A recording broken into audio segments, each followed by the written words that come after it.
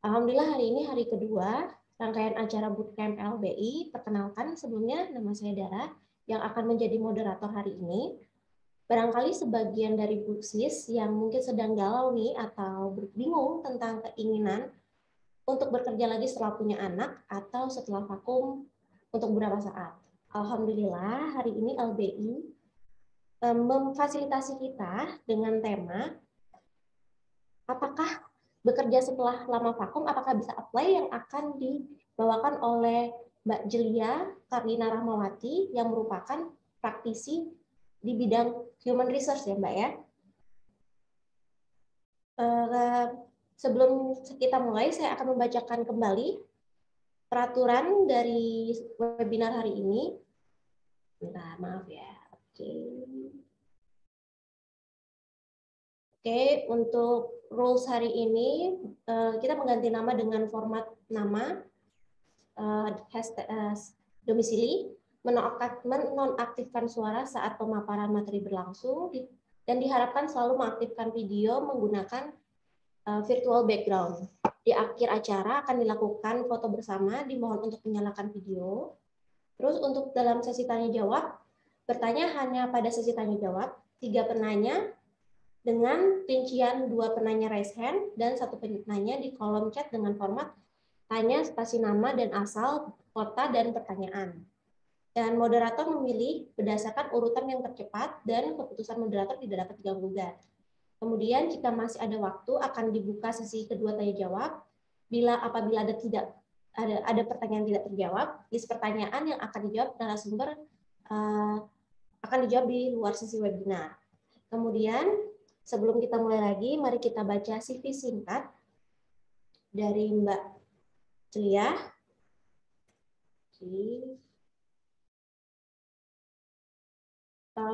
Mbak Jelia merupakan lulusan psikologi dari Universitas Pendidikan Indonesia yang memiliki beberapa pengalaman seperti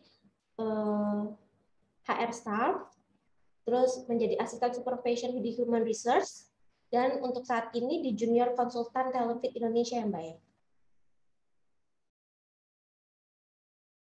Dan kemudian untuk selanjutnya bisa kita mulai Ibu-Ibu. Kepada Mbak Jelia saya persilakan untuk membawa materi hari ini. Terima kasih. Baik, terima kasih. Selamat malam. Assalamualaikum warahmatullahi wabarakatuh. Waalaikumsalam warahmatullahi wabarakatuh. Suara saya cukup terdengar jelas? Jelas Mbak suaranya. Baik. Ya, sebelumnya terima kasih untuk Mbak Wildara untuk perkenalannya. Mungkin saya juga akan memperkenalkan diri kembali. Salam kenal buat ibu-ibu semua. Perkenalkan nama saya Jelia. Mungkin ibu-ibu mau panggil saya Jeli boleh? Karena biasanya teman-teman saya panggil saya Jeli supaya lebih akrab, boleh? Silakan. Mungkin saya akan memperkenalkan, tadi sudah dijelaskan juga oleh Ibu Wildara bahwa saya pengalaman di HR atau human resource ya. Mungkin ibu-ibu semua di sini ada yang sudah pernah mendengar atau mungkin sebagian besar pasti sudah tahu ya apa itu human resource atau biasa orang sebutnya HRD atau SDM gitu ya. Tugasnya itu adalah ada banyak. Salah satunya adalah merekrut karyawan baru, kemudian mengembangkan karyawan, dan juga mengurusi karyawan selama di perusahaan. Nah, kebetulan saya berpengalaman di paling banyak itu di human resource di rekrutmen selama kurang lebih 6 tahun. Saya 6 tahun di rekrutmen, kemudian saya juga mungkin seperti kebanyakan ibu-ibu yang lain, saya juga sempat resign karena hamil dan juga melahirkan anak.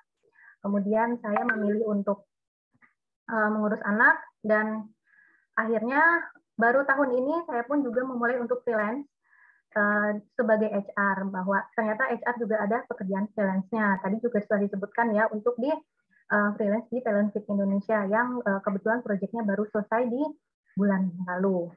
Nah, itu aja perkenalan singkat dari saya. Mudah-mudahan apa yang akan saya sampaikan hari ini bisa bermanfaat buat ibu-ibu semua. Dan mudah-mudahan saya ngomongnya nggak kecepatan ya ibu-ibu. Kadang saya kalau terlalu bersemangat ngomongnya suka gitu. Ya, nanti kalau misalnya saya ngomongnya kecepatan, tolong diingatkan ya Bu ya. Seperti itu. Baik, kalau gitu saya izin share screen dulu ya, sambil kita memulai di materi hari ini.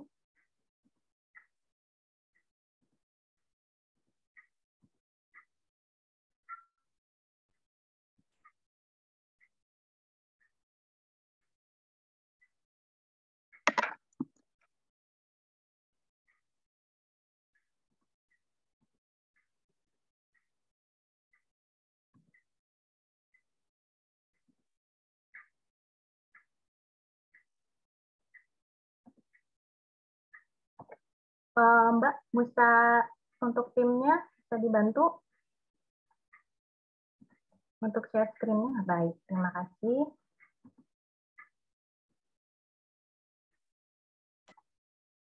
Oke, baik ibu-ibu sudah terlihat Ibu ya?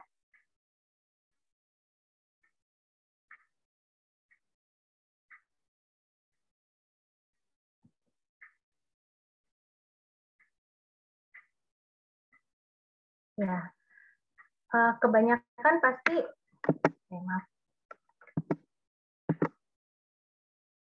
Ya, sebelum kita mulai, di sini judulnya sudah pertanyaan ya. Setelah vakum, apakah bisa apply gitu ya? Kebanyakan dari ibu-ibu di sini mungkin banyak yang memutuskan seperti saya juga ya. Sepertinya melahirkan ngurus anak, saya ingin ngurus anak sendiri aja gitu ya. Tapi setelah menjelang anak udah mulai besar gitu ya, saya sepertinya pengen kerja lagi deh gitu. Saya pengen kembali menjadi karyawan atau setidaknya saya ingin berkarir kembali gitu. Tapi bisa nggak ya gitu CV saya atau saya selama ini nggak kerja gitu. Kira-kira ada nggak sih yang mau nerima saya gitu? Bahkan mungkin bisa dibilang ada yang tahun, ada yang 2 tahun, atau mungkin ada yang sampai 5 tahun nggak bekerja gitu ya. Apakah saya bisa apply lagi gitu ya? Itu pasti ada kepikiran di benak ibu-ibu semua gitu. Saya bisa apply lagi nggak sih gitu? Nah, jawabannya adalah tentu saja bisa gitu.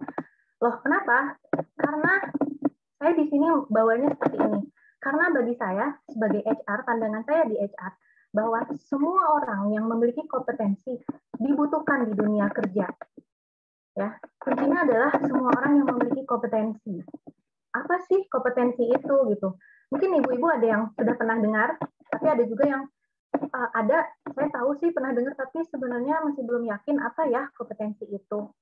Di sini saya akan menjelaskan secara singkat apa sih kompetensi itu.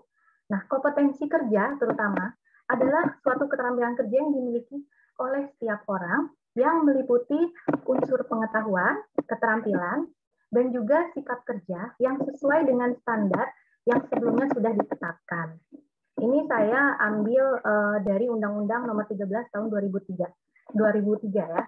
Nah, sebenarnya pengertian kompetensi sangat banyak dan sangat luas, tapi saya ambil yang ini. Ya, mungkin ibu-ibu ada yang udah pernah dengar, oh ya, di sini saya bisa dilihat ya ibu-ibu, di bold pengetahuan, keterampilan, dan juga sikap kerja. Seperti itu. Nah, karena saya ingin mengarahkan bahwa ini yang akan jadi kunci atau bekal ibu-ibu semua untuk kembali ke dunia kerja supaya lebih gampang mengingatnya seperti itu. Nah, kalau disingkat yang tadi itu pengetahuan, keahlian, dan sikap kerja, itu saya singkatnya KSA atau sebenarnya memang ini di dunia HR sering disebut juga KSA, knowledge, skill, attitude. 3 hal ini yang bisa jadi bekal ibu-ibu untuk kembali ke dunia kerja.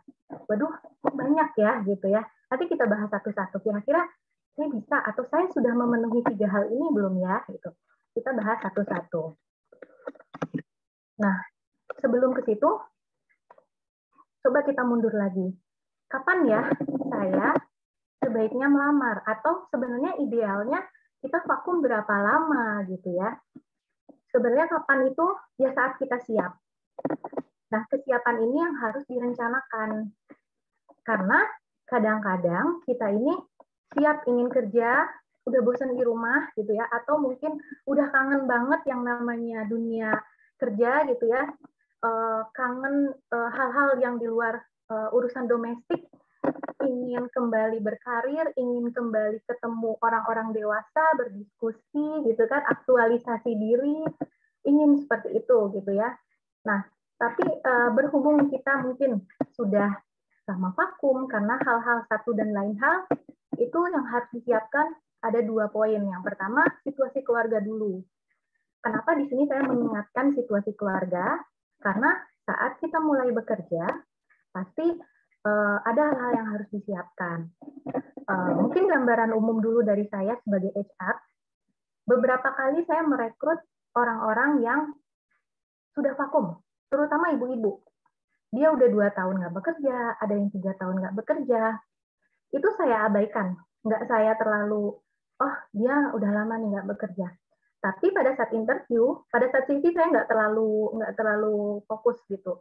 Tapi saat interview saya selalu tanyakan alasan kenapa mereka vakum dan seberapa siap mereka untuk kembali. Ada yang, oh saya ingin kembali bekerja ya untuk mencari rezeki, kemudian juga untuk aktualisasi diri. Ada yang seperti itu. Ada yang sudah 3 tahun, atau saya rasa anak saya sudah bisa ditinggal sehingga saya bekerja. Saya selalu tanya, kalau misalnya ibu-ibu bekerja, bagaimana anak? Saya selalu tanyakan itu. Oh, anak saya sama mertua sudah dibicarakan, gitu kan? Sudah. Kalau misalnya apa ya, plan B-nya gitu, ibaratnya gitu. Oh itu nanti saya udah siapkan misalnya pembantu gitu. Atau ada juga yang oh saya sudah sewa babysitter dari beberapa bulan yang lalu gitu. Karena saya memang niat untuk bekerja. Nah itu pasti akan jadi pertanyaan pertama. Makanya situasi keluarga untuk disiapkan juga. Pasti saya juga akan menanyakan bagaimana dengan suami gitu. Apakah sudah setuju untuk ibu kembali gitu kan, kemudian bagaimana dengan urusan rumah dan lain-lainnya gitu. Kenapa?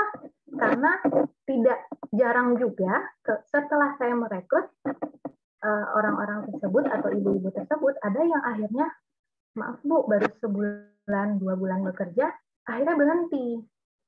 Kenapa? Oh anak saya sih nggak orang tua saya ternyata nggak mau ngurusin anak saya gitu, atau ternyata susah Bu cari pembantu, oh ternyata belum siap ya gitu. Jadi mulai dari sini dulu ya Bu ya, dari situasi keluarga dulu gitu. Nah itu kan akan menjadi nilai kurang yang berikutnya. Mungkin sekarang tidak akan jadi apa ya, untuk saat itu ibu mungkin akan berpikir bahwa oh ya sudah, nanti saya akan coba kerja lagi. Tapi 1 bulan, 2 bulan, kami HR biasanya punya database yang ketika nanti melamar lagi ke perusahaan lain, itu akan jadi ketahuan gitu. Satu bulan, 2 bulan bekerja di perusahaan A, kemudian melamar ke perusahaan B, itu akan terdetek misalnya oleh perusahaan B, kemudian kamu pernah bekerja di perusahaan ini ya, dia akan tahu gitu. Dan itu akan jadi nilai minus nanti ibu ke depan. Jadi mohon persiapkan baik-baik hal seperti ini gitu ya. Apa ya? Kita mulai dari sini dulu. Kemudian baru kompetensi yang nanti akan kita bahas lebih lanjut. Nah, umumnya 2 tahun terakhir vakum masih dicari oleh HR. Alasannya pastinya saya belum mencari apa ya penjelasannya seperti apa, tapi memang 2 tahun terakhir biasanya kalau berdasarkan pengalaman saya, itu orang masih fasih untuk mengerjakannya. Nah, di sini coba saya tanya dulu deh ibu-ibu, rata-rata udah berapa lama vakum? Boleh dibalas di chat, kira-kira ada yang udah baru sebulan, atau mungkin ada yang udah sampai 5 tahun. Gak apa-apa Bu, kita sharing aja dulu. Coba ibu-ibu, ada yang 7 tahun, ada yang 4 tahun, ada yang 10 tahun, 2,5 tahun, 7 tahun, 5 tahun. Baik. Oke, saya udah ada gambaran nih. Nah, gimana nih gitu ya? Pasti ibu-ibu jadi ya ampun kok 2 tahun. It's okay ibu, gak apa-apa. Saya juga pernah merekrut kok yang 9 tahun dan 10 tahun gitu. Gak apa-apa, kami HR tetap mencari. Oh bisa ya? Nah, inilah kuncinya adalah kompetensi. Kuncinya ini kompetensi. Nggak apa-apa mau 10 tahun karena ada orang yang vakum 3 bulan aja, kalau nggak kompeten, nggak akan bisa gitu. Jadi kuncinya adalah kompeten. Jadi tenang aja ibu-ibu, kita kejar kompetensinya ya. Oh ada yang 9 tahun, ada yang 5 tahun, 4 tahun, it's okay, nggak apa-apa. Kita kejar kompetensinya.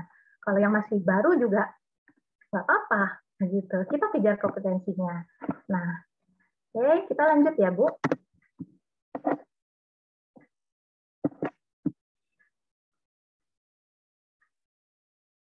Sebentar.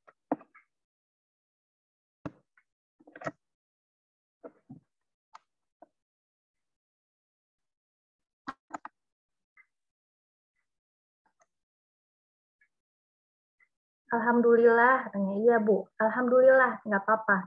Makanya di sini saya mengarahkannya ke kompetensi. Oke, sebentar ya Bu.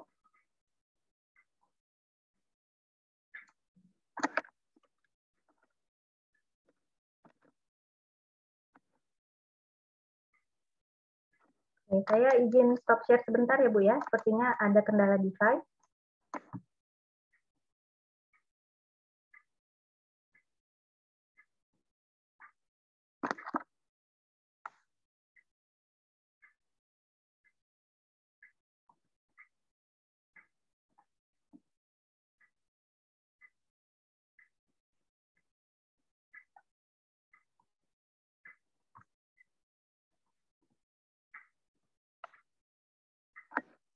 Baik, kita lanjut lagi ya. Nah, lalu kita akan balik lagi ke saya tadi bilang kompetensi. Yang key-nya adalah KSA, knowledge, skill, dan attitude. Bagaimana caranya? Nah, jadi kita fokuskan untuk mengembangkan KSA untuk mempersiapkan diri, gitu ya.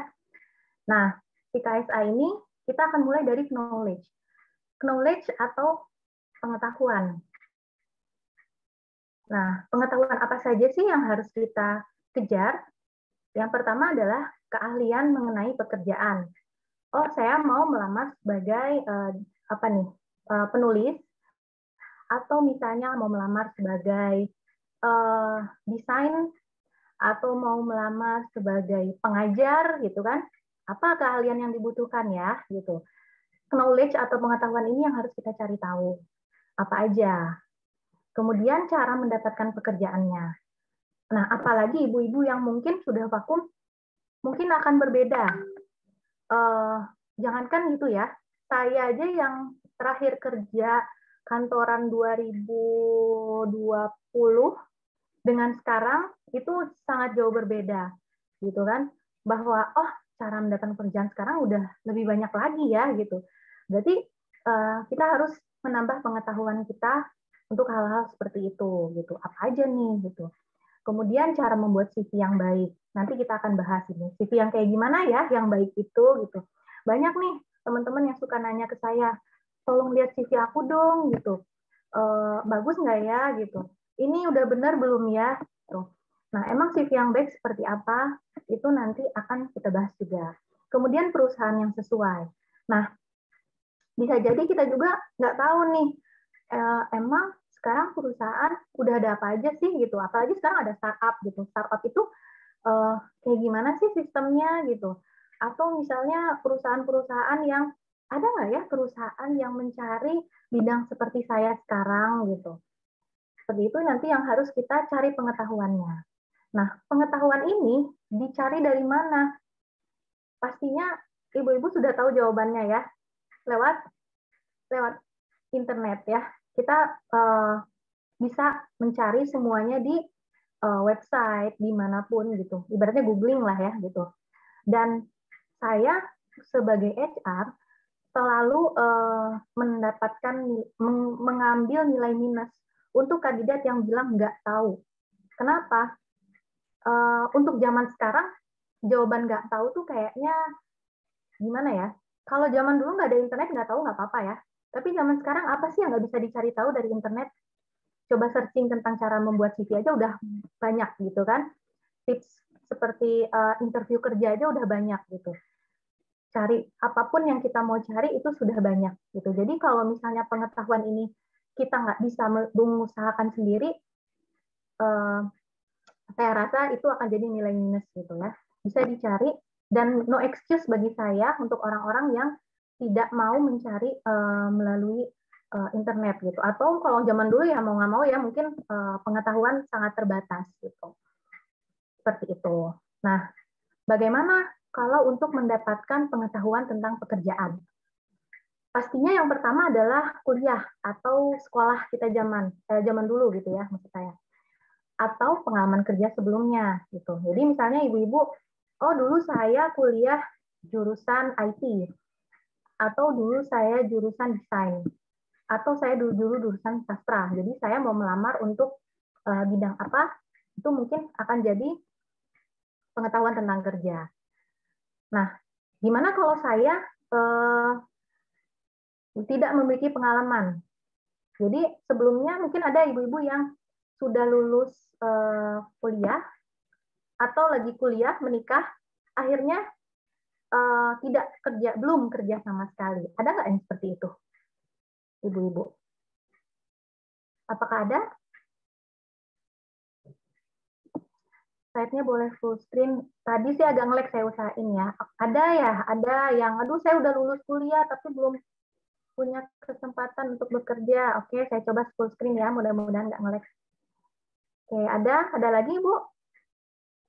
Nah, nggak apa-apa gitu. Selalu ada jalan ya Bu ya. Gimana kalau nggak memiliki pengalaman? Ikuti pelatihan, seminar, bisa baca buku, bisa menonton video. Sekarang ini udah banyak banget video-video pelatihan yang mungkin gratis bahkan, yang bisa kita cari gitu ya. Kalau misalnya yang keywordnya bahasa Indonesia nggak ada, mungkin kita cari yang keywordnya bahasa Inggris gitu kan. Biasanya malah lebih banyak peluangnya gitu. Oh, ada yang kerjanya baru 7 bulan. It's okay, nggak apa-apa. Nah, kita cari di situ, di pelatihan, seminar, dan atau menonton video. Atau misalnya, saya udah pengalaman, tapi lupa karena terlalu lama, seperti ini, Mbak Fadilah. Ya, recall, bisa di-recall kembali. Dengan nulis dulu waktu kerja, apa saja sih yang saya kerjakan gitu ya. Mulai dari, bisa juga ditulis bahwa pengalaman-pengalaman selama kerja. Yang namanya kerja kita pasti pernah melakukan kegagalan. Saya paling ingat dulu tuh saya gagal melaksanakan ini dan saya belajar dari situ. Akhirnya itu kan merecall apa aja sih yang saya kerjakan. Kemudian improvement yang pernah kita buat gitu kan. Waktu kerja tuh saya pernah buat ini, saya pernah buat ini gitu. Itu kan merecall kembali ya. Kalau misalnya masih tersimpan file-filenya di laptop bisa dibuka-buka lagi. Kemudian selain di recall juga mencari komunitas. Nah, sekarang ini udah banyak komunitas-komunitas profesi ya. Sebenarnya dari dulu juga sudah ada, tapi sekarang pastinya lebih mudah untuk mencarinya. Gimana nih cara mencarinya? Sebenarnya dengan salah satunya dengan LBI ini bisa membantu kita loh. Saya kadang saya ketemu dengan HR juga di sini gitu kan, bersama HR. Oh ini ada komunitas rekan saya gitu. Atau misalnya cari komunitas di LinkedIn. Di LinkedIn itu banyak, ibu bisa cari keyword atau cari orang-orang yang profesinya di pekerjaan itu. Oh saya IT, cari siapa aja sih orang-orang IT gitu. Terutama yang berikutnya, ikuti orang-orang expert. Sekarang di LinkedIn banyak orang-orang expert yang mereka itu membuka, itu seneng banget bagi-bagi ilmu gratis. Mereka bikin grup Telegram, mereka bikin grup WhatsApp, di situ tuh mereka banyak sharing-sharing, update-update pekerjaan terbaru, kemudian update-update juga ilmu-ilmunya, lowongannya gitu. Itu tuh mereka share di LinkedIn, di-share di LinkedIn, grup mereka, kemudian juga mereka di-share untuk istilahnya artikel-artikel yang bisa kita baca. Kira-kira ibu-ibu ada yang pernah coba atau ada yang sudah pernah menemukan? Oh iya ya, sekarang itu bahwa ilmu terbaru tentang penelitian sekarang gini ya, gitu. Untuk misalnya ibu-ibu yang peneliti gitu. Oh saya lihat di LinkedIn ada loh, ya nemu, benar. Berarti Ibu Danar pernah coba ya, itu banyak banget. Karena kalau saya lihat banyak gitu. Asal kita menemukan keywordnya gitu di LinkedIn. Siapa sih orang yang expert di bidang saya gitu. Orang yang suka kasih pelatihan atau seminar, biasanya orang-orang itu senang sharing gitu. Itu bisa jadi pengetahuan buat kita gitu. Oh ternyata yang terbaru update tentang pekerjaan kita adalah ini gitu. Ketemu komunitas juga seperti itu. Atau mungkin kita bisa calling lagi teman-teman kita yang dulu ya. Ada yang masih keep kontak sama teman-temannya, bisa sharing, tanya. Karena baiknya juga saat kita memutuskan untuk bekerja kembali, ada baiknya kita ibaratnya mengumbar dengan tujuan. Dengan begitu mungkin kita dapat informasi yang baru gitu. Oh kamu lagi cari pekerjaan, oh kamu lagi pengen tahu ini ada loh gitu. Itu nggak ada salahnya. Ya mungkin ibu-ibu juga ada yang sudah pernah mendapatkan hal seperti itu. Oke, kita lanjut ya.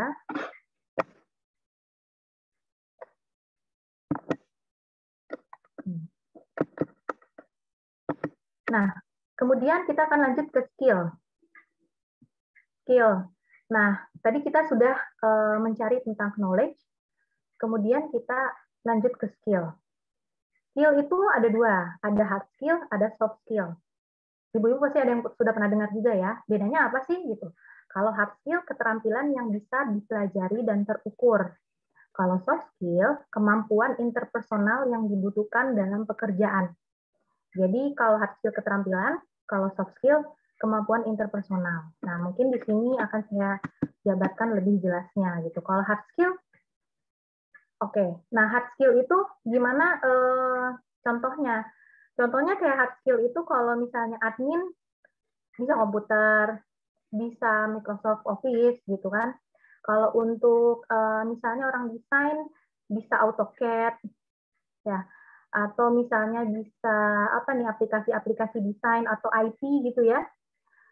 Bisa aplikasi-aplikasi IT itu adalah hard skill. Gimana kalau misalnya saya udah lupa gitu, udah lama nggak dipakai gitu ya. Nah, asah kembali untuk dipraktekkan gitu ya. Coba dibuka lagi aplikasinya atau mungkin kalau misalnya udah lama nggak megang Microsoft Office-nya, dicoba dibuat lagi gitu. Coba dipraktekkan kembali.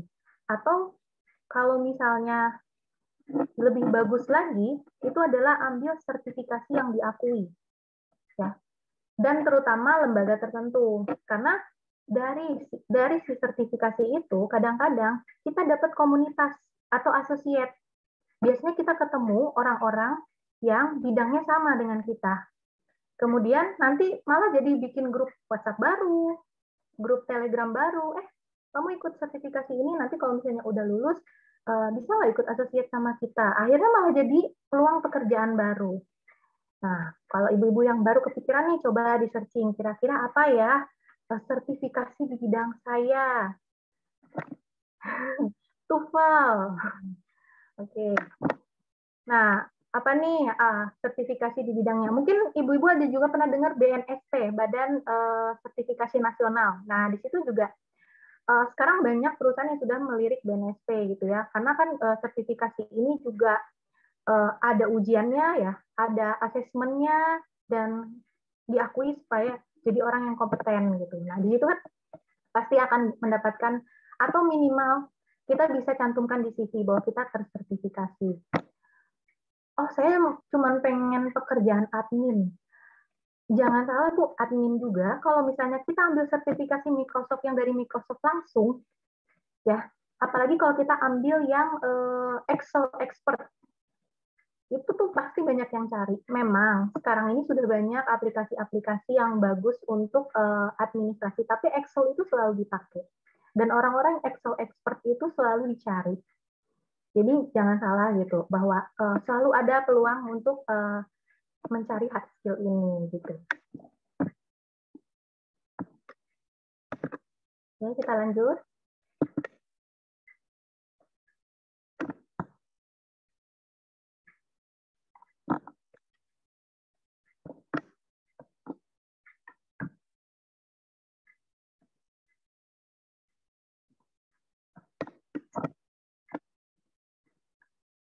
Bentar ya Bu ya.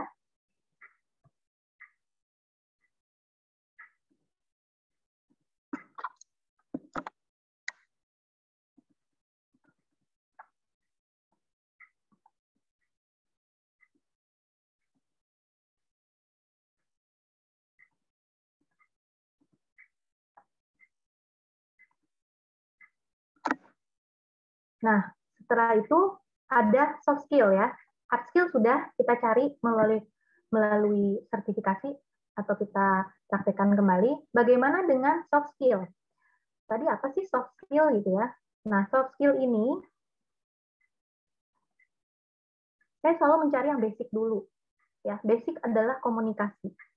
Ya, komunikasi itu basic banget gitu ya. Saat kita komunikasi dengan orang bagus, pastinya, terutama saya melihat pada saat interview ya. Saat interview orang itu saya tanya A, dia jawab A, oke, berarti mudah berkomunikasi dengan orang lain. Kadang ada orang yang mungkin dia memang expert di bidangnya, tapi gimana ya soft skill-nya ini tuh kurang. Jadi ketika saya nanya A, dia jawabnya B. Itu tuh sulit sih sebenarnya dalam pekerjaan gitu ya. Jadi basic skill komunikasi ini baiknya untuk dilatih.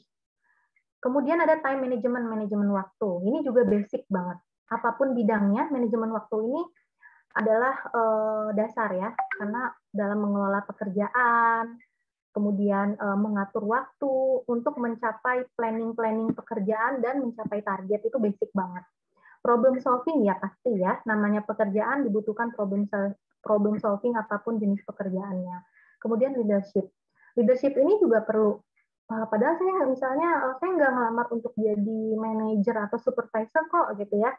Leadership ini sebenarnya kan adalah kemampuan untuk mengajak orang lain, kemampuan untuk membuat orang lain ikut gitu kan. Di leadership ini termasuk adalah untuk bisa interaktif gitu ya. Ini gabungan dari komunikasi dan juga persuasif gitu. Terlepas dari dia seorang leader atau enggak, baiknya kemampuan leadership ini tetap kita kembangkan. Nah, ini adalah basic-basic yang saya rasa harus dimulai, disiapkan dari sekarang. Nah, tambahkan lagi dengan yang sesuai atau dibutuhkan dengan jenis pekerjaannya. Contoh, misalnya apa nih? Persuasif harus banget kalau misalnya orang marketing, ya. Saya marketing nih, gitu. Atau apa nih, soft skill yang harus dibutuhkan lagi? Oh, pengajar juga ya harus persuasif ya, gitu. Atau harus ramah, misalnya butuh orang yang ramah, dan lain-lainnya. Mungkin ibu-ibu yang di bidangnya lebih tahu ya apa yang soft skill yang dibutuhkan untuk pekerjaannya. Nah, basic ini gimana nih cara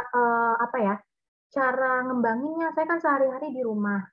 Dengan berorganisasi, basic ini sebenarnya bisa kita kembangkan ya. Dengan kita ikut berorganisasi atau ikut komunitas seperti sekarang ini bisa kita kembangkan. Bagaimana cara kita berkomunikasi, bagaimana cara kita mengatur waktu, menyelesaikan masalah. Jadi situasi sekarang untuk ikut komunitas dan berorganisasi ini, soft skill ini bisa kita kembangkan. Itu adalah salah satu caranya. Oke, boleh mungkin dibantu share screen-nya dari tim pemberdayaan. Mohon maaf ya, mungkin agak nge-lag. Bentar ya, saya stop share dulu.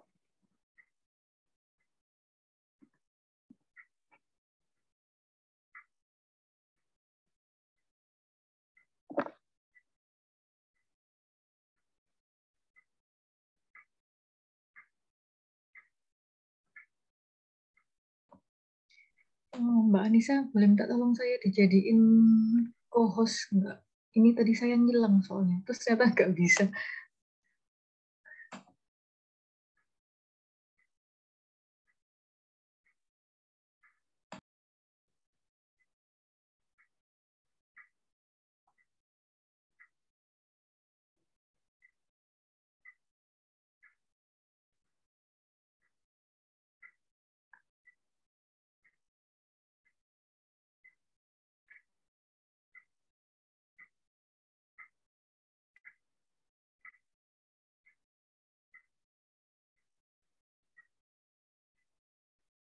Mbak Anisanya kayaknya lagi nggak di tempat ya.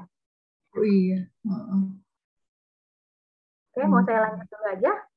Oh iya, Mbak Dara deh. Iya, nggak apa-apa Mbak Dara. Minta tolong ya. Ternyata aku Sebentar ya Mbak hitung ya. dari co-host. Makasih. Sebentar. Aku buka file dulu.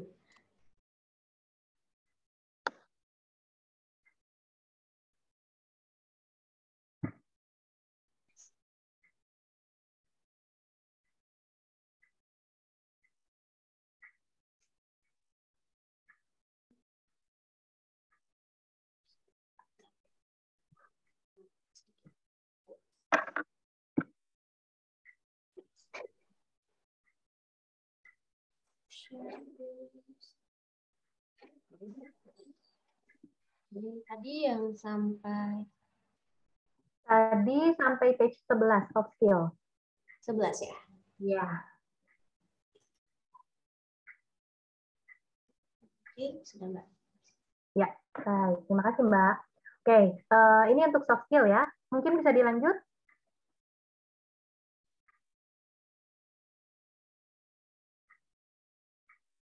Udah baik. Nah, itu untuk soft skill. Nah, yang terakhir adalah attitude ya.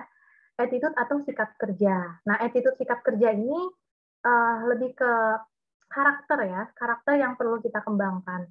Ini sebenarnya banyak banget pastinya ya, tapi ini menurut saya ini adalah hal-hal yang penting banget untuk kita kembangkan. Integritas ya, integritas itu pasti ya. Setiap orang yang punya integriti yang bagus pastinya akan selalu dicari. Banyak orang-orang yang udah resign, meskipun udah vakum sekian lama, atau mungkin salah satu dari sini ibu-ibu ada yang dicari lagi nggak sama bos lamanya? Saya pengen dong gitu ke orang seperti ibu ini nih gitu kerja lagi dong di perusahaan kita gitu, mungkin integritinya yang bagus, karena integriti ini nggak semua orang punya ya, loyalitasnya, integritasnya. Integritas itu nggak hanya loyalitas ya, tapi gabungan dari loyalitas, kemudian juga kejujuran, tapi juga tetap berpendirian ya, nggak cuman mengikuti apa yang ada di perusahaan gitu, tapi komitmen. Nah, komitmennya ini bagus. Biasanya orang-orang seperti ini tuh dicari banget. Kemudian komitmen juga ya, termasuk bagian dari integritas. Nah, self motivation atau motivasi diri. Orang-orang yang punya motivasi yang tinggi itu pasti dicari. Motivasi tinggi, senang belajar, banyak cari tahu segala hal gitu kan, semangat. Pastinya ibu-ibu di sini selalu pernah lihat kan teman-teman gitu, atau mungkin orang-orang yang kita lihat, wah gila ya ini semangat banget orangnya gitu. Itu kan pasti berkesan ya sama orang lain. Kemudian willingness to learn atau keinginan belajarnya tinggi. Itu juga adalah sikap kerja yang bagus gitu. Ketika kita di suatu pekerjaan atau misalnya saat ini belum di pekerjaan, tapi dengan mengikuti ini saja, saya rasa ibu-ibu adalah sudah masuk dengan self motivation dan willingness to learn yang tinggi gitu ya, bahwa saya ingin nih gitu, itu untuk membuktikan gitu ya. Oke, dulu waktu saya resign, Bapak Direkturnya bilang, Ibu kalau anaknya sudah besar kerja sini lagi. Nah, ini Bu Susi, aduh Bu Susi berarti Ibu siapa tahu nih kemungkinan dicari nih integritinya, kemungkinan bagus nih integritinya ya. Inisiatif, nah inisiatif pastinya orang-orang yang inisiatif ini juga akan dicari ya. Manajemen stres, nah ini juga penting ya. Gimana sih cara kita mengatur, mengelola emosi kita. Pekerjaan nggak melulu tentang skill, tapi juga tentang sikap kerja. Bagaimana yang namanya pekerjaan apapun itu sebagian besar pasti kita menghadapi orang. Oh saya nggak berhadapan sama orang tuh, saya IT gitu, nggak mungkin. Pasti berhubungan sama orang. Untuk proyeknya misalnya ya kan, udah selesai belum proyeknya, gimana cara kita menyampaikan ke orang tersebut bahwa aduh proyek saya belum selesai tapi saya udah ditekan gitu ya, gimana caranya saya harus bisa gitu. Itu kan pasti butuh orang yang manajemen stresnya baik, karena ketika manajemen stres kita baik, kita pun juga bisa menyelesaikan masalah dengan baik. Kemudian menghargai waktu atau berkaitan juga dengan disiplin ya. Pastinya orang-orang yang disiplin hasil kerjanya lebih bagus gitu kan, hasil kerjanya juga lebih baik dibandingkan orang-orang yang kurang disiplin. Kemudian adaptif. Nah, adaptif ini berarti mudah beradaptasi dengan lingkungan yang baru. Apalagi ketika kita udah lama vakum, pastinya ada hal yang berbeda gitu. Biasanya kita kerja di rumah, ya, dengan pekerjaan domestik, kita yang ngatur mau kapan, mau jam berapa, mau dinanti-nanti juga bisa, ya kan? Ternyata sekarang nggak bisa kayak gitu. Kita berhubungan sama orang maunya jam segini, jam segitu, gitu kan? Saya harus beradaptasi gitu. Atau mungkin biasanya saya bekerja di komunitas, teman-temannya teman-temannya ini lebih humble, teman-temannya ini lebih pengertian, bahasanya lebih enak gitu ya. Tapi ketika kita kerja gitu di perusahaan, orang nggak mau tahu gitu, lu gue gitu kan. Kadang nggak mikirin saya apa, saya juga ini gitu. Nah itu mungkin manajemen stresnya kita harus dijaga, kemudian juga kita harus bisa beradaptasi gitu. Nah hal-hal ini yang harus kita siapkan, yang mungkin saat ini belum terpikirkan, tapi nantinya pasti akan kita hadapi gitu. Yang itu juga akan berhubungan dengan ketika kita merasa stres di pekerjaan, jangan sampai juga terbawa ke rumah gitu kan. Akhirnya nanti yang tadinya situasi keluarga mendukung kita, kok jadi kamu kerja jadi begini ya gitu. Nah, coba Ibu kelola dari sekarang, ya itu pasti proses, dan kalau saya pun juga belum tentu ya yang ngomong ini gitu, tapi ini saya sharing, mudah-mudahan kita saling mengingat gitu bahwa ini adalah hal yang penting gitu, bahwa ini adalah hal yang harus kita siapkan dari sekarang.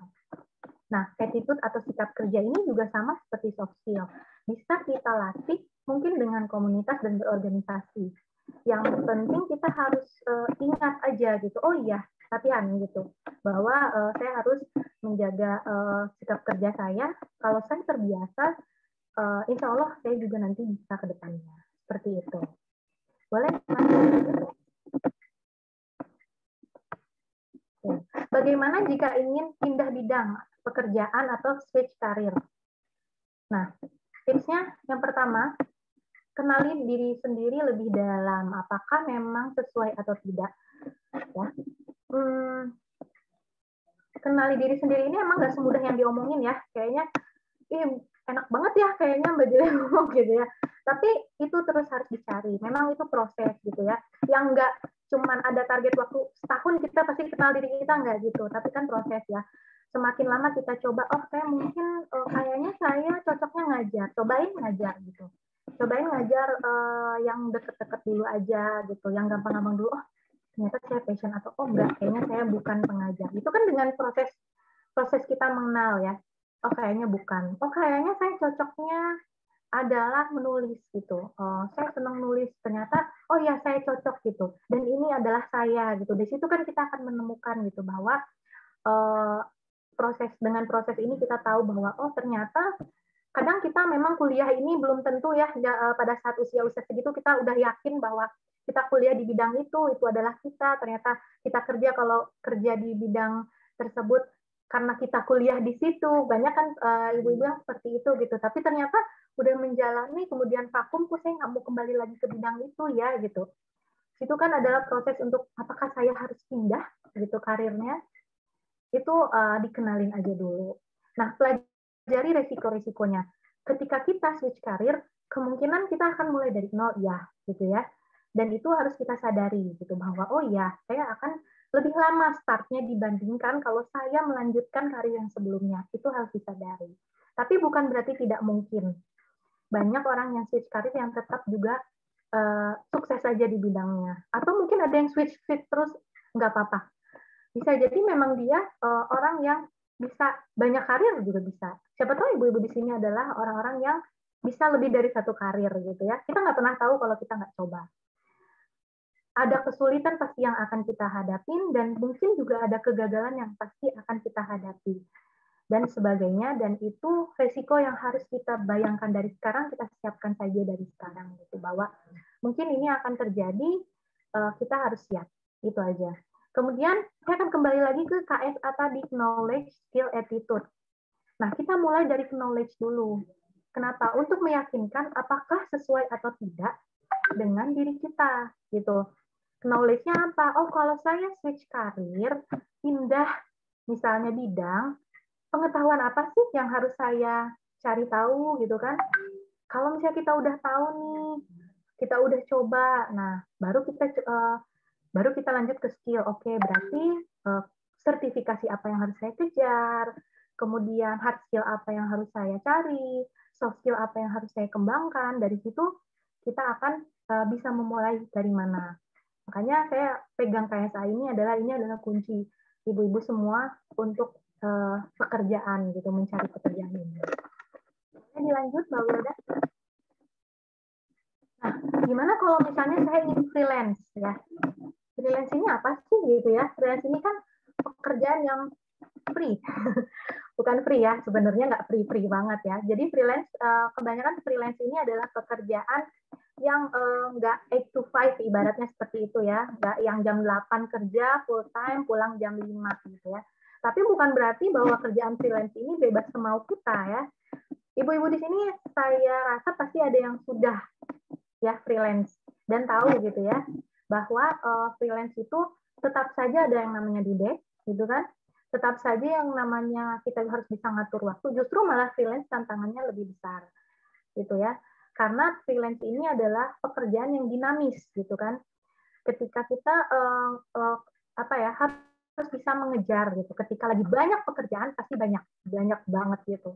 Tapi ketika lagi nggak ada kerjaan, bisa jadi ada karena dia ibaratnya based on project kalau freelance itu. Nah, jadi butuh orang yang aktif dan tidak cocok dengan orang yang pasif karena freelance ini juga kemungkinan besar adalah butuh orang-orang yang mencari. Karena kalau misalnya tidak mencari, maka tidak akan ada project atau job. Sementara kalau misalnya saya nggak bisa kayak gitu, saya harus dikasih order pekerjaan oleh orang lain, pasti saya bisa kerjain.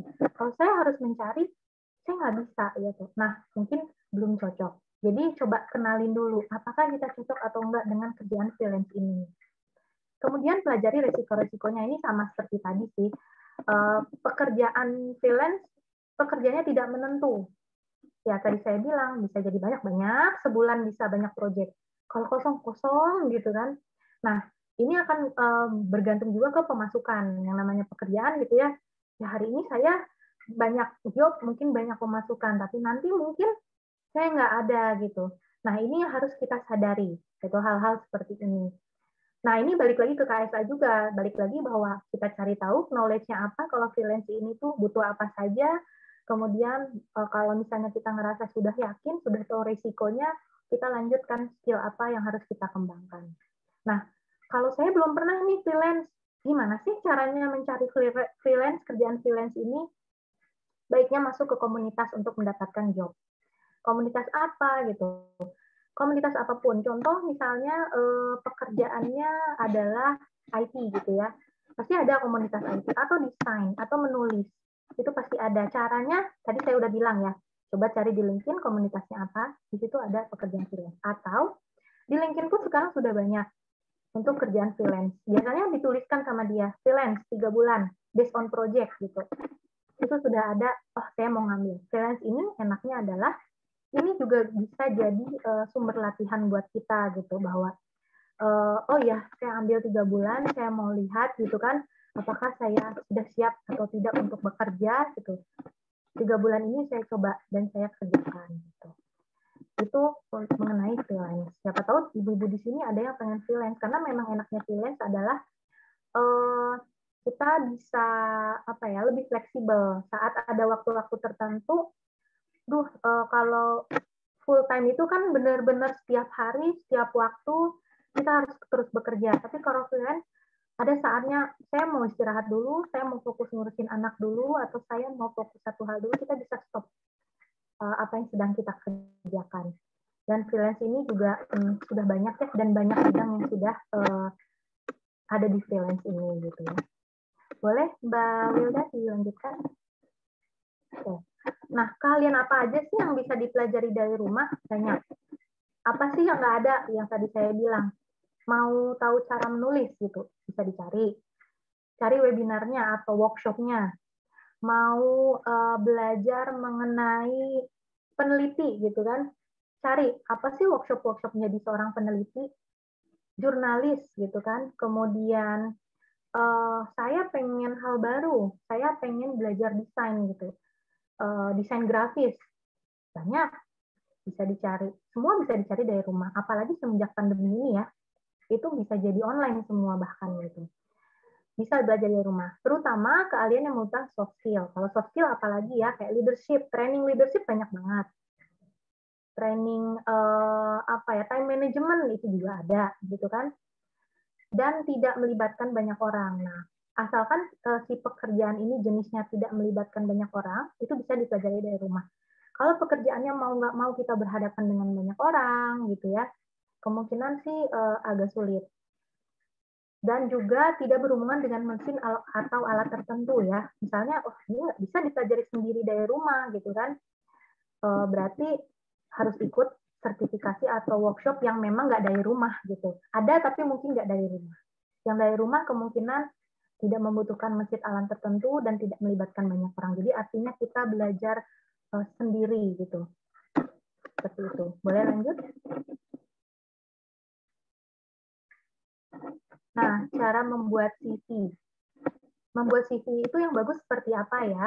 Nah, di sini saya akan kasih poin-poin yang penting. Informasi pribadi itu pasti. Informasi pribadi apakah harus alamat rumah gitu ya? Saya rasa sih nggak perlu ya. Saya kalau melihat CV, biasanya sih saya kota aja yang saya lihat gitu. Alamat rumahnya di mana, alamat itu sebenarnya nggak akan jadi poin penting. Cuman mungkin kalau saya akan lihat dia di daerah mana ya, karena akan jadi pertimbangan buat saya bahwa seberapa jauh dia dengan pekerjaan atau kantornya.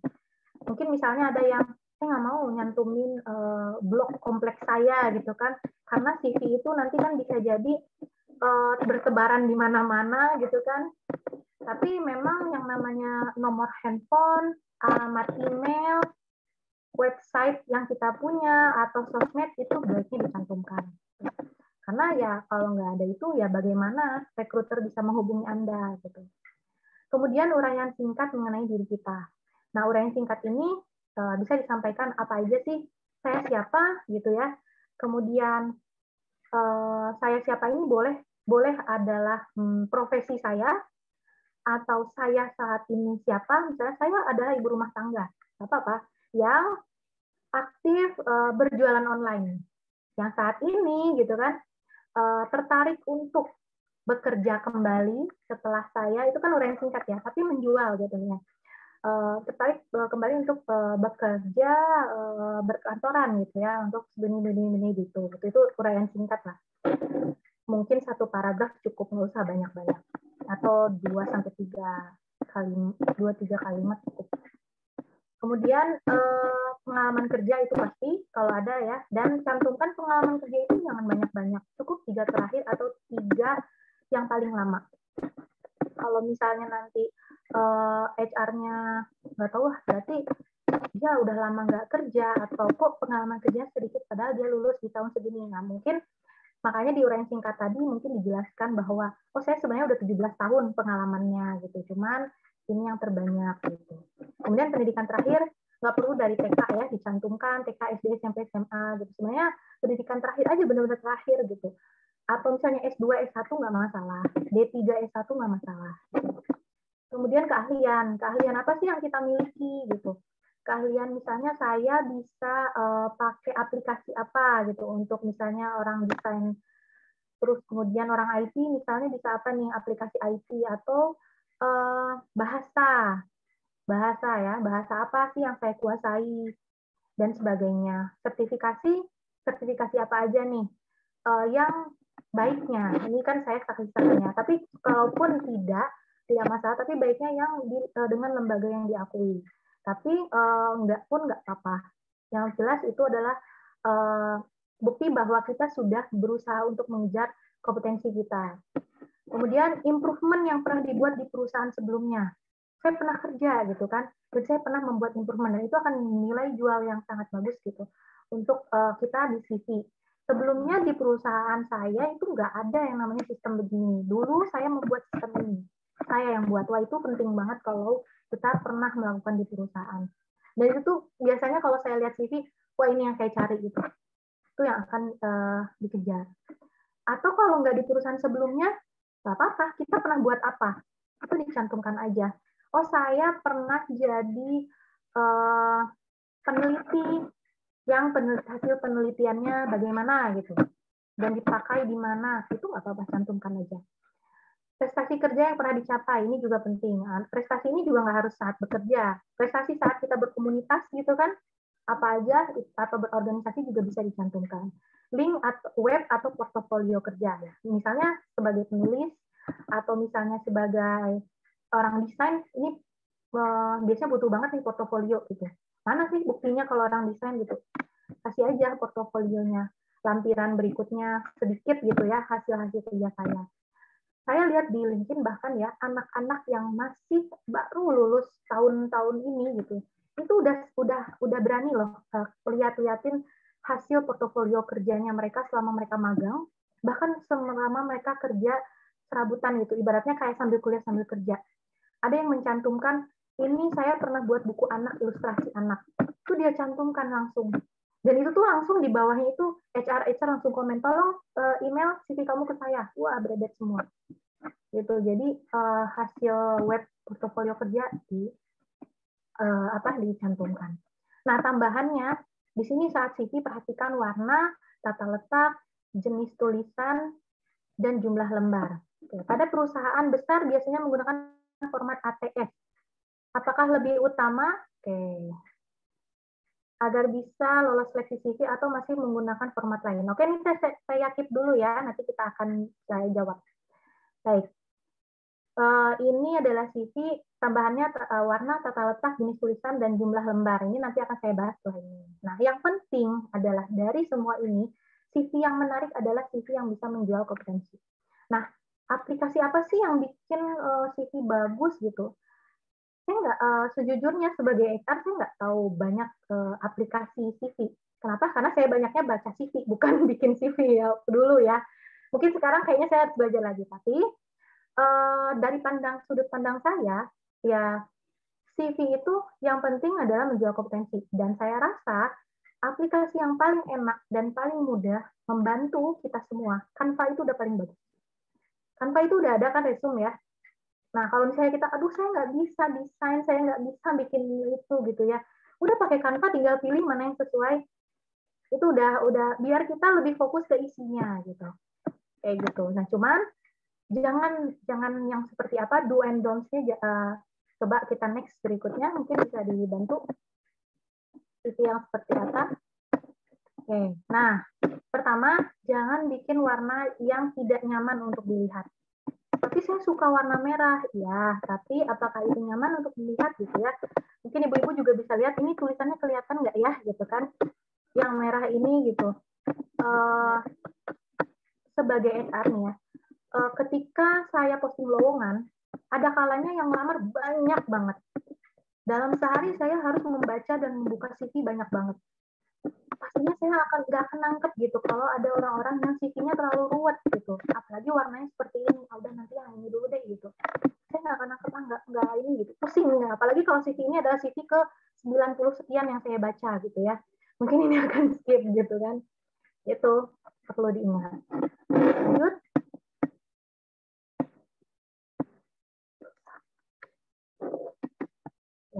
Nah, tapi saya senangnya yang warnanya oke, apalagi saya anak desain gitu ya, pengen yang catchy gitu ya, estetik misalnya gitu. Nggak apa-apa, warna boleh terang dan kontras, asal nyaman aja dan indah untuk dilihat kayak gini kan lebih nyaman daripada yang tadi gitu. Warnanya juga sama kok gitu, bold juga apa ya, ibaratnya mungkin yang lebih mengerti warna ya, ini warnanya stabilo gimana, tapi kan enak dilihat gitu. Oke, next.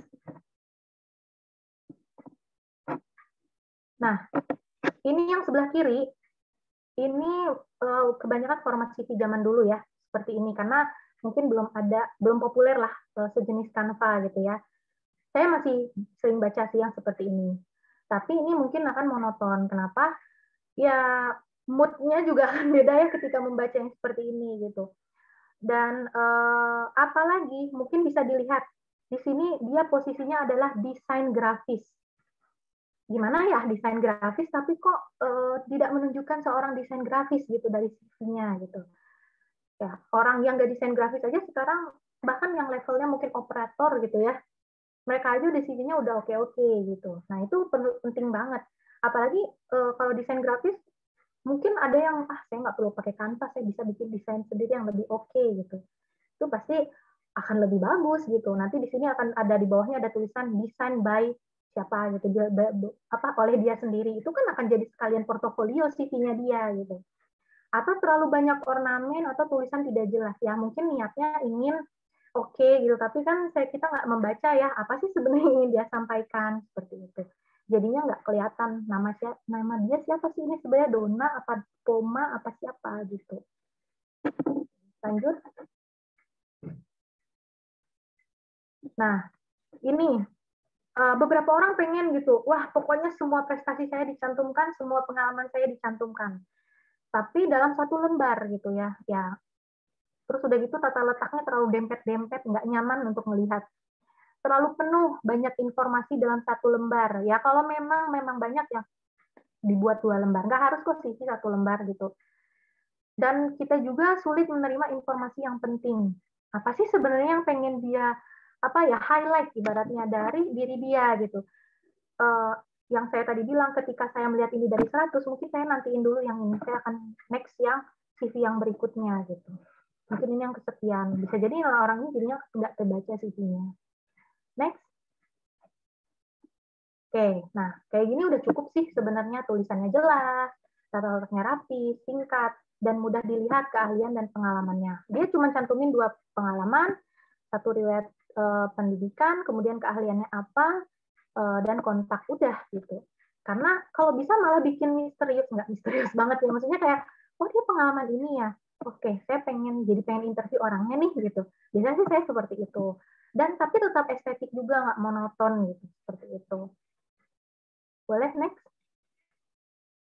Nah, jangan juga cantumkan foto-foto yang kurang sesuai atau tidak profesional. Ini sebenarnya saya ngambil contohnya di Canva ya, tapi entah kenapa ada aja orang yang posting foto dari belakang. Apalagi di sini judulnya adalah dia aktris panggung dan film. Gimana ya saya melihatnya dia, kalau saya mau rekrut orang aktris, kalau cuma lihat rambutnya aja gitu. Saya nggak tahu dia cewek atau cowok gitu kan. Kemudian ini juga babysitter, tapi CV-nya seperti ini contoh aja gitu ya. Ya, ibu-ibu mau rekrut babysitter seperti ini.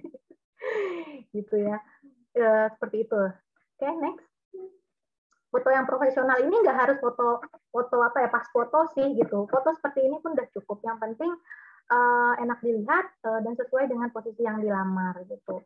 Nggak harus foto yang, kalau dulu kan pas foto rata-rata diem, nggak senyum gitu. Nah, apa sih senyum juga gitu. Yang penting profesional aja dan enak dilihat. Boleh next? Nah, tips tambahan, sering-sering update CV dan buat CV yang sesuai dengan tempat yang dilamar agar bisa menyesuaikan dengan pekerjaannya. Misalnya nih, saya ingin melamar di perusahaan dan dia misalnya butuh orang yang bisa aplikasi A gitu ya. Dan saya bisa, tapi saya tuh sebenarnya banyak banget saya bisanya. Cantumkan saja, highlight saja di CV itu yang aplikasi yang dia minta, supaya apa yang dia cari dapat gitu. Nggak semua harus dicantumkan gitu. Nah, ketika ngelamar lagi ke posisi yang lain, oh dia nggak butuh orang yang bisa aplikasi, tapi dia butuh orang yang mengerti misalnya tentang sistem apa gitu. Oke, saya bisa gitu. Highlight aja itu gitu. Mungkin tambahannya nanti atau nggak usah harus banyak-banyak. Jadi bisa jadi kita bikin CV itu banyak banget gitu. Kemudian saya mau ngelamar pekerjaan yang misalnya yang lebih ke ini tuh lebih ke pekerjaan yang ibaratnya sosmed banget gitu. Berarti saya harus banyak dong simpan akun sosmed saya gitu. IG saya apa, Facebook saya apa, Twitter saya apa gitu. Bahwa supaya saya bisa dilihat bahwa saya tuh orangnya sosmed banget gitu, sesuai dengan yang dia cari. Tapi kalau misalnya ini hanya pekerjaan kantoran yang dia hanya mencari orang yang penting dia bisa pekerjaan skill tertentu aja, yang nggak harus juga kan kita tak cantumkan. Jadi kita harus sesuaikan terus. Jadi jangan satu CV untuk semua pekerjaan atau semua lowongan, ganti-ganti terus CV-nya gitu, supaya apa yang kita highlight dapat gitu oleh si HR-nya. Pastikan update profile job portal dan pastikan selaras dengan CV ya. Jadi misalnya, di job street saya belum ada nih pekerjaan terakhir, lupa nyantumin gitu kan. Atau foto di job street saya udah foto zaman saya lulus kuliah, ada nggak yang seperti itu? Belum diganti-ganti nih gitu. Saya kuliah udah 5 atau 10 tahun yang lalu gitu ya, belum saya ganti gitu. Baiknya diupdate. Gitu. Jangan sampai di CV fotonya apa loh, kok beda gitu. Jangan-jangan ini orang yang berbeda nanti gitu. Siapkan data-data lampiran sewaktu-waktu dibutuhkan. Sebenarnya lampiran ini wajib nggak wajib, tergantung perusahaannya minta atau enggak, atau si HR-nya ya. Kalau misalnya dia minta lampirkan, ya lampirkan. Tapi kalau enggak pun enggak masalah gitu. Kalau misalnya Anda nyaman lampirkan, lampirkan, tapi jangan semua dilampirkan. Seminar-seminar dari kuliah dilampirkan semua. Saya pernah nemuin CV yang tebal banget, ada kali 20 lembar gitu. Yang ternyata belakangnya itu adalah seminar dia dari zaman dulu gitu. Ya, sayang aja buang-buang kertas dan saya nggak akan membaca semuanya gitu. Kalaupun mau ya di CV aja, cantumkan beberapa. Pastinya HR akan, kalau yang penasaran pasti akan minta dong kopi sertifikatnya gitu. Atau kalau misalnya, saya nggak pede kalau nggak saya cantumin aja beberapa yang pengen dicantumkan gitu. Mungkin dalam satu lembar dibuat bisa masuk 3 sertifikat gitu. Nggak harus satu lembar satu sertifikat gede, fotokopi gitu kan bisa kita edit ya.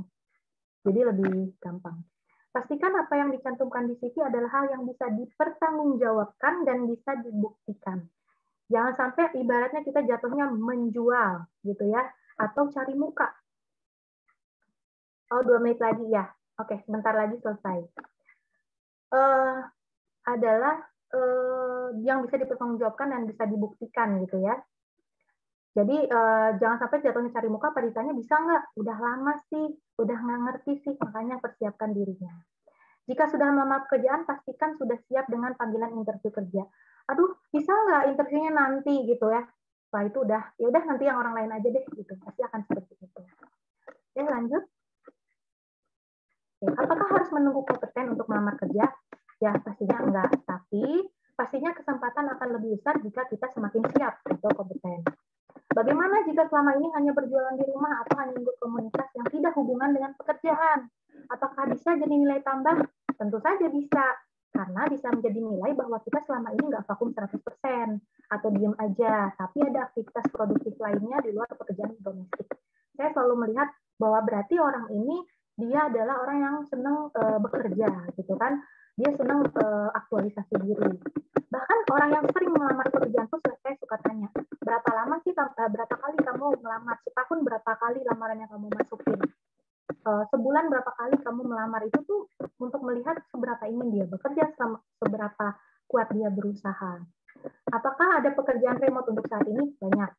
Semenjak pandemi banyak pekerjaan remote bermunculan. Bisa di-searching. Lanjut. Nah, kemana saya ngelamar kerja baiknya? Ngelamar ke job portal, ada job street, ada jobs DB, ada jobs ID, banyak lah pokoknya. Kemudian ada LinkedIn, ada komunitas atau associate, di situ juga bisa, atau web perusahaan langsung. Saya pengen ngelamar Google, coba buka di Google. Ada nggak ya lowongannya? Oke, lanjut. Nah, proses mencari kerja dan mendapatkan kerja setiap orang itu beda-beda. Tidak ada waktu ideal tertentu. Ya, bisa jadi udah nganggur berapa lama udah kerja gitu ya. Kenapa? Karena boleh lanjut? Ya. Ada kesempatan, ada kesiapan. Nah, di sini kesempatan yang biru, kesiapan yang oranye. Ketika kesempatan ada, kitanya nggak siap-siap. Jadi nggak pernah ketemu. Ini artinya kita belum siap. Berikutnya. Nah, formula sukses ketika kesempatan ketemu sama kesiapan. Yang tadinya kita nggak punya kemampuan, yang tadinya kita nggak punya keahlian, kita kembangkan terus dari 1 sampai ke 10, akhirnya ketemu. Gitu. Lanjut. Nah, jadi intinya kesuksesan terjadi saat kesiapan bertemu dengan kesempatan. Makanya siapkan diri kita dari sekarang. Terakhir, oke, gimana saya udah berusaha, tapi kok belum ketemu kesempatannya? Nggak apa-apa, belum beruntung. Kita nggak tahu nih akhir dari si grafik ini. Bisa jadi setelah ini masih ketemu, ya kan? Karena itu kita nggak pernah ada yang tahu. Oke, Ya, gagal hanya terjadi saat kita menyerah. Jadi jangan menyerah ya ibu-ibu, coba terus. Itu aja dari saya. Terakhir, boleh silahkan. Ya, terima kasih itu pemaparannya. Ternyata lama juga ya saya memaparkannya. Oke, mungkin ada yang mau bertanya. Mangga silahkan gimana? Mohon maaf sebelumnya ya. Makasih buat Mbak Jelia. Sebelum kita lanjut ke tanya jawab, mohon untuk ibu-ibu, Bu Sis semua tolong aktifkan kamera, kita foto bersama dulu untuk menghemat waktu.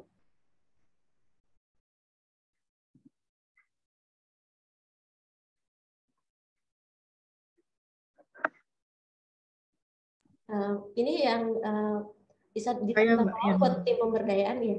Makasih. Iya. Ya boleh di pose senyaman mungkin untuk fotonya. Masih ada yang mau buka? Oh masih. Mbak Zia.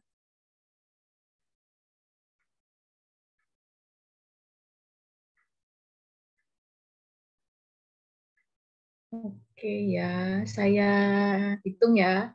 1, 2, 3, halaman pertama nih. 1, 2, 3. Lanjut yang halaman 2, 1, 2, 3.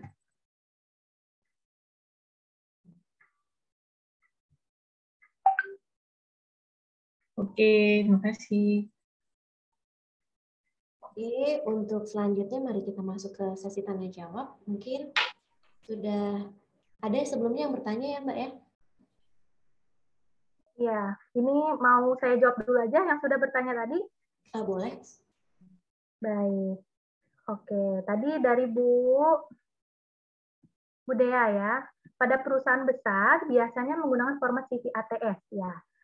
Apakah lebih utama menggunakan format CV ATS agar bisa lolos seleksi CV atau masih bisa menggunakan format lain? Nah, sebenarnya ATS ini kan nggak semua perusahaan ya. Saat perusahaan tersebut pakai format ATS, kita ikutin.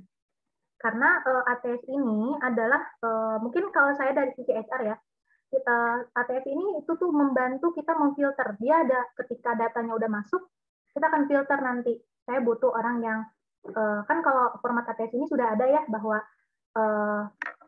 isi langsung ke lokasi rumah bahkan ya, rumah, pengalaman berapa lama, pendidikan apa saja, pengalamannya di mana dan lain-lain, itu udah ada sisi filter dari kita. Jadi ketika apakah bagus ATS atau enggak, kalau perusahaan tersebut pakai ATS, ya pakai ikutin. Ada beberapa yang ketika udah pakai ATS tetap minta upload CV juga kan ya.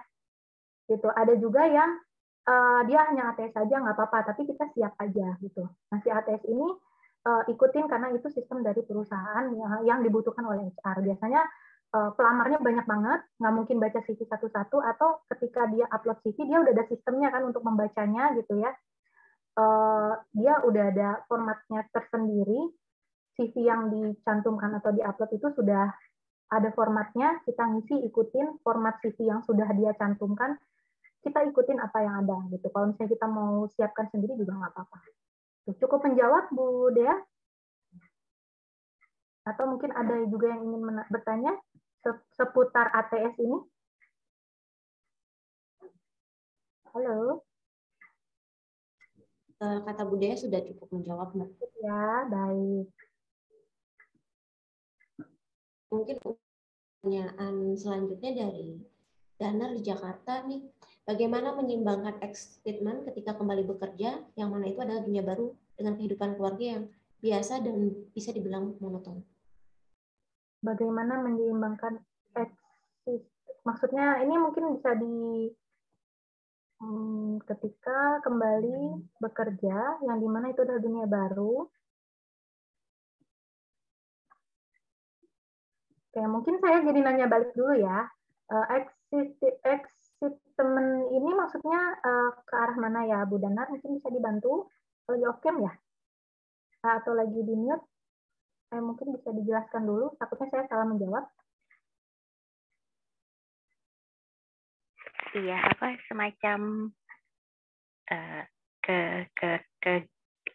excited aja rasanya, wah asik ada dunia baru, terus habis itu terlalu terbawa suasana gitu, akhirnya ya rumah jadi ketinggalan atau keberantakan atau gimana? Ya. Oke, maksudnya ke situ ya. Baik. Oke. Baik, oh takutnya terlalu asik akhirnya jadi ya udah abailah sama urusan rumah gitu ya. Menurut saya sih yang namanya ekspresi itu pasti ya gitu, karena saya mengalami itu juga gitu. Ketika setahun saya nggak kerja, terus begitu ada kerjaan lagi, wah kayaknya hidup lagi gitu. Saya pergi tanpa anak gitu, saya nggak diintilin anak terus gitu. Saya ngobrol sama orang lain seputar urusan di luar domestik dan pekerjaan, di luar urusan anak, itu pasti excited, itu pasti. Tapi gimana menyimbanginnya? Yang pasti kita kalau self control itu kan kita juga kadang nggak tahu ya, kadang kita juga keluar kontrol gitu yang nah makanya tadi adalah situasi keluarga mungkin adalah poin penting gitu, bahwa bicarakan sama orang rumah gitu, bahwa nanti kalau misalnya aku keasikan atau misalnya aku terlalu lupa gitu karena terlalu seneng gitu, mungkin bisa nanti tolong diingetin ya gitu, bisa ngobrol sama suami, bisa ngobrol sama orang tua gitu, mungkin orang tua juga jadi orang yang bisa ngingetin gitu, bahwa komitmen kita di awal aku ingin kerja, tapi bukan berarti aku ingin melepas diri dari tanggung jawab gitu kan. Itu bisa diobrolin di awal gitu. Karena yang namanya kontrol diri nggak sepenuhnya bisa di kita ya. Pastinya kita butuh orang lain juga untuk mengingatkan. Gimana Bu Dana? Mungkin kurang lebih itu sih kalau saya rasa. Karena ada beberapa teman saya juga yang akhirnya lupa dengan urusan rumahnya, karena itu nanti akan mungkin awal-awal sekarang kita excited gitu ya, senang kerja segala macam, tapi itu nantinya akan jatuhnya bisa balik menghancurkan ke karir kita gitu, ketika terlalu asik bekerja, abai urusan rumah. Ini saya sharing aja ya, salah satu dulu ada orang saya rekrut, dia ketika melahirkan dan punya anak, dia resign. Kemudian dia mulai kerja lagi, kalau nggak salah ketika anaknya umur 2 tahun, 3 tahun. Setelah 1-2 tahun bekerja, pekerjaannya sangat bagus, dan memang pekerjaan ini dia mengharuskan dia lembur, hampir tiap hari. Pulang jam 9 malam, bahkan Sabtu Minggu dia masuk. Awalnya suaminya nggak ada masalah, dan suaminya tidak pernah mempermasalahkan. Tapi ternyata masalahnya adalah ada pada anaknya. Anaknya mengalami speech delay. Ini pertama kalinya juga saya mengetahui ada yang namanya speech delay, karena saat itu saya juga belum memiliki anak.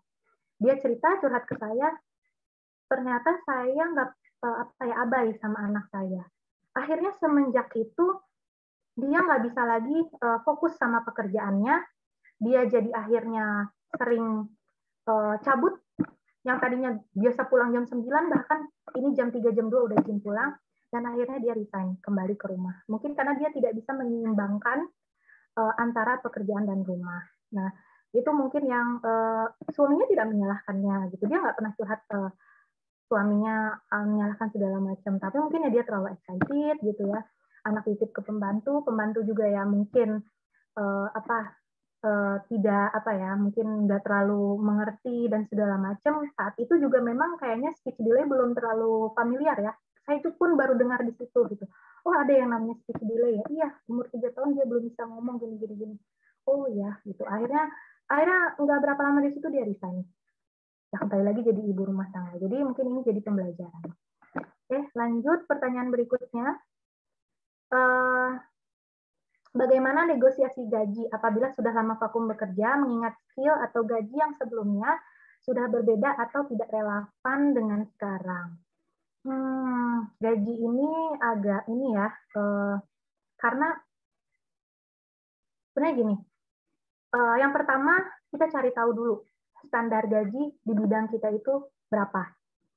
Cari tahunya, kalau kita belum melamar, mungkin bisa tanya ke rekan-rekan. Itu sebenarnya berapa sih? Atau misalnya bisa cari searching juga sebenarnya ada sih. Kalau saya pernah lihat ada website yang menyantumkan standar gaji. Ada juga sebenarnya yang setiap tahun membuat standar gaji. Apa ya namanya ya? Kalau nggak salah itu, saya lupa nih. Dia setiap tahun mengeluarkan standar gaji untuk posisi ini gitu. Terus saya lupa, ini ada kayak lembaga gitu yang selalu bikin standar gaji. Di situ itu bisa jadi acuan. Nanti kalau saya ingat saya share di LBI ya. Maaf, Mbak Wilda nanti saya share. Dia selalu di situ ada standar gaji, itu satu. Yang kedua, sebenarnya nggak ada masalah kalau kita nanya gitu ya, bahwa saat interview gaji ini berapa gaji yang mau saya mau gitu, berapa gaji standar di sini gitu ya, itu nggak masalah juga untuk ditanyain. Tuh. Apakah sudah relevan atau enggak gitu ya? Pastinya setiap perusahaan beda-beda sistemnya juga gitu ya. Tapi yang pasti jadi patokan itu.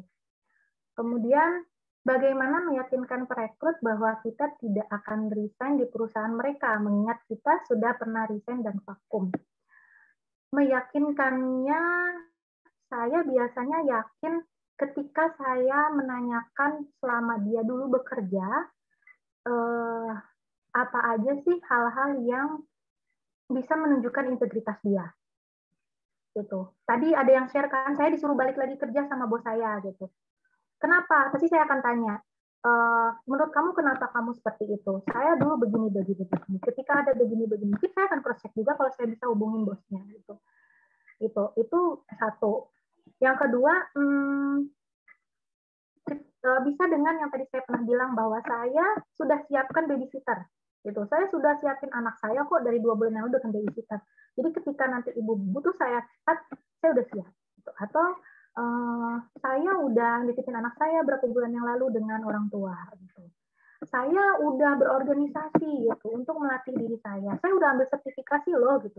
Padahal ini saya udah vakum gitu. Saya ikutin karena saya siap bekerja dan saya berkomitmen untuk karir ini. Itu juga bisa meyakinkan perekrut. Seperti itu. Ada lagi? Kok ini jadi saya yang bawain ininya? Oke. Apa ada lagi buat Pusi semua yang ingin bertanya? Sepertinya. Oh ya, saya ingat tadi ada namanya Kelly Survey. Kelly Survey itu adalah lembaga, dia biasanya membuat survei setiap tahun mengenai mengenai gaji di banyak bidang. Kita di akunting, berapa sih gaji orang akunting di perusahaan akunting, di perusahaan finance akunting? Berapa gaji di perusahaan akunting di perusahaan tambang? Itu akan berbeda dan bisa jauh sangat berbeda. Itu ada namanya Kelly Survey. Sepertinya ada yang ingin bertanya kepada Mbak Riana Murti, dipersilakan. Silakan Mbak Riana.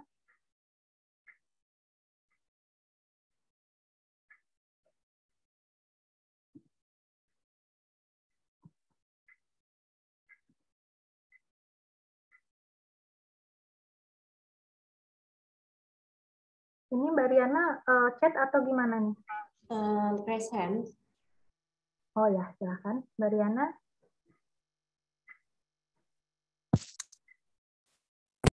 Ya, Assalamualaikum.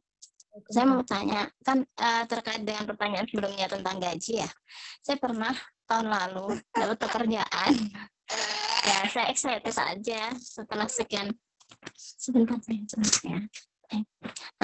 setelah sekian tahun kan nggak kerja gitu, dimintain tolong sama dulu dosen bimbing saya gitu. Ya emang pas kesalahan saya di awal itu karena beliau bilangnya ya gajinya bisa buat jajan katanya gitu. Ternyata di luar ekspektasi, tapi untuk 4 bulan selama proyek. Ternyata selama proyek saya kira per bulannya segitu gitu kan. Kalau per bulannya segitu nggak masalah buat saya. Nah ternyata untuk 4 bulan saya masih udahlah, yang namanya juga kerja aja gitu. Tapi ditambah ada kejadian saya keguguran di saat proyek itu, jadi bikin saya down. Itu gimana? Pertama yang gimana menumbuhkan lagi rasa kecewa itu, ditambah komunikasi dari perusahaan tuh nothing gitu loh, kurang. Suaranya agak di saya agak satu. Kedua yang terkait gaji ya, pelajaran dari apa yang saya alami ya emang harus diomongin dari awal.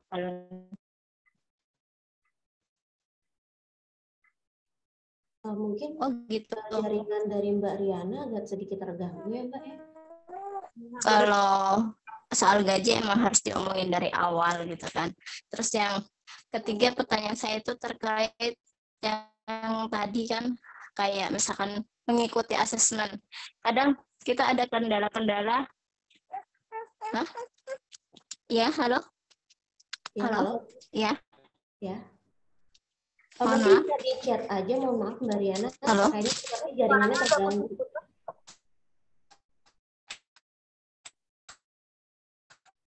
Halo? Ya mungkin untuk Mbak Riana bisa di chat aja ya. Karena sepertinya jaringannya terganggu ini. Jadi tidak jelas pertanyaannya, mohon maaf.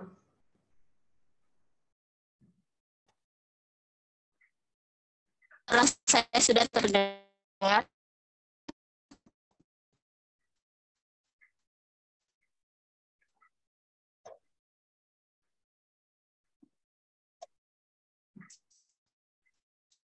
Ya mungkin untuk Mbak Riana sepertinya baiknya di chat aja, nanti langsung dijawab di grup LBI karena Ya. waktunya sudah tidak memungkinkan, sudah jam 9 malam.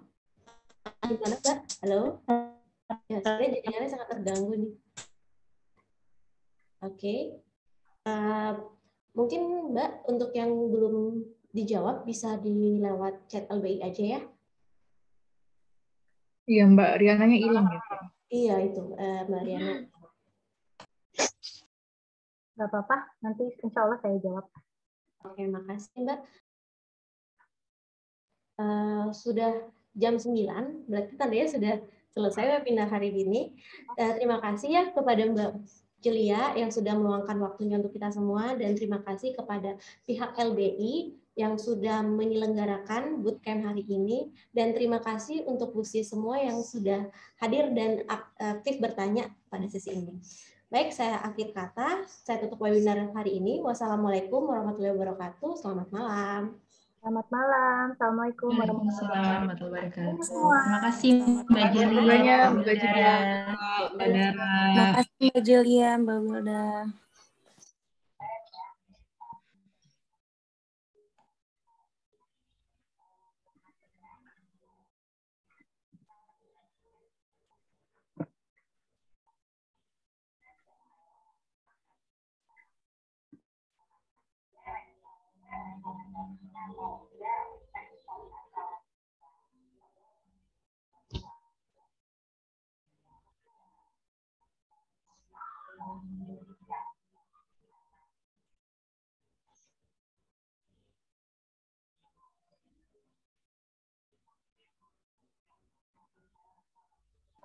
Mbak Nisa, nanti Mbak Riana kita tanya di grup aja ya kayaknya. Ya, yuk. Oke. Nunggu lift. Nih,